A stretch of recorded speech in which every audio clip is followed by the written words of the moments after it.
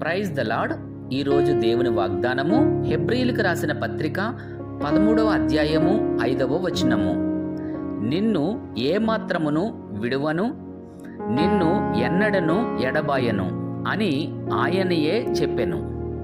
ఈ వచనమును మనము ధ్యానించినట్లయితే, దేవుడు నిన్ను ఎన్నడూ విడువడు. కష్టంలో లేదా నష్టంలో ఉన్నప్పుడు దేవుడు నాతో లేడేమో అనుకోవద్దు. ఆయన నిన్నెన్నడూ ఎడబాయడు.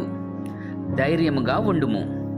శ్రమ తర్వాత నీకు గొప్ప విడుదల, గొప్ప సాక్ష్యం ఇస్తారు. ఆయన నిన్ను విడిచిపెట్టేవారు కాదు. నీవు నిలబడగలవా లేదా అని పరీక్షిస్తున్నారు అంతే. ఈ విషయాన్ని జాగ్రత్తగా ఆలోచించి ఆయన యందు విశ్వాసము ఉంచుదాము. దేవుడి వాక్యం దీవించునుగాక. ఆమెన్.